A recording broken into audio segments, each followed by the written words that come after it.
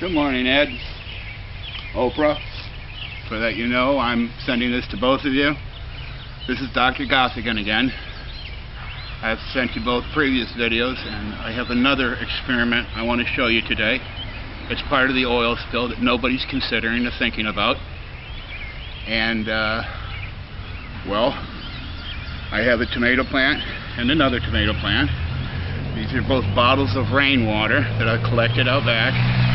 And this is dirty motor oil that I'm simulating as crude, which is pretty much the same. And before I get started with the experiment, I want to give you a little bit about my background, my credentials. I'm a computer scientist. I dabble in electronics and magnetism and other things. I've developed some things. I have some patents. But I'm currently focusing on what's happening to this world, and I run a website that's pertaining to that.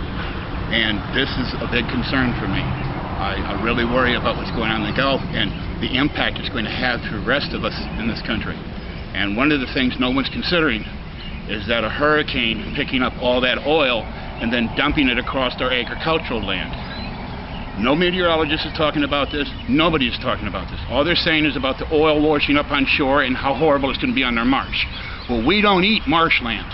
Yeah, it's terrible that the animal's going to die. But what's going to happen to our food when the oil is dumped across our major agricultural land? Well, this is the point I'm trying to make today. What the experiment's going to consist of is a control group and a test group. The control group is simply going to be rainwater applied. The test group is going to have a mixture of the crude and rainwater being applied. And then we're going to pass some time.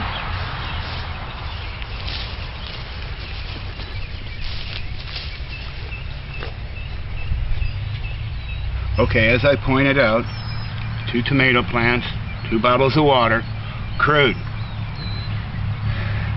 This is simply now the rainwater. And this is going to be applied to this plant just as a control measure.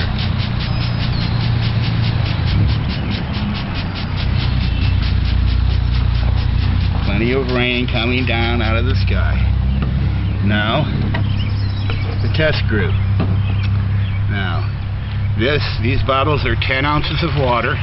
1 ounce has been removed so that I can apply the 1 ounce of crude to it. Ew, nasty stuff. And certainly it's just going to float on top, generally. So we're going to shake the bottle. And once we do that, it becomes, if you can read that, BP-DO. BP-DO. Now, this is the state it's going to be in a hurricane. It's just going to be small little oil molecules and droplets floating about in that cloud. And then it's going to rain. And we're going to see over time period. Yeah, see, you can smell the motor oil in the water, but you really can't see anything yet. This is a good rain coming down, a good jaunt of BP-DO. And now, with that done, we're going to take our little timer, set it for 30 minutes. Okay, we're set. There we go. And we will be back in 30 minutes. Hello, this is Dr. Gothigan again. I'm back. And it's been 30 minutes, and if you look at the 2 plants, there's not a significant difference. However, one of them, the water is pretty much dried up and it's responding, looks healthy. The other one still looks kind of damp or wet and very droopy.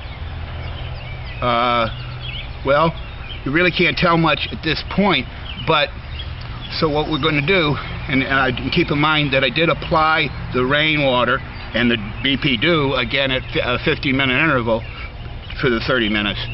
So what we're going to do is we're going to expound on that and go 4 hours of time lapse, and over that 4 hours I'll be reapplying the BP-DO and the rainwater once every hour. So let's get started again and see what happens. Incidentally, this is West Virginia, and that is North Mountain.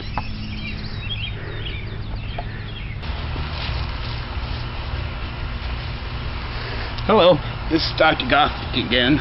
As you can see, I'm in different clothes, and I've changed our location a little bit. And boy, is it really humid today. But anyhow, I had to give the experiment a little more time to demonstrate the results clearly to everyone. That when BP-DEW has been applied to agriculture, it stops photosynthesis and is going to kill the plant, kill any plant. And that's what really concerns me. Now, meteorologists across the country aren't saying anything about the possibility. They weren't saying anything about the heating of the water, yet this spring they acknowledge that the temperatures are warmer. Now, how'd that happen? Now, I'm concerned about the issue of that oil being picked up by a hurricane and then spread across our main agricultural land and killing all our food. Now, no one's saying anything about this. Nobody seems to be concerned about this. All they're concerned about the oil washing up on the marshlands. And I said earlier, we don't eat the marsh. And it's horrible what's happening down there. But I think we need to start getting a little proactive about things in this disaster. It's turning into the worst environmental disaster in the world's history. We need to start doing something. Thank you very much, Ed, for showing this, and I hope you enjoyed the information. I'm concerned, and I think everybody needs to be concerned about what's going to happen to this. Now let me give you a little closer look so you know what I'm talking about. This is the healthy plant, and this is the BP-DEW plant.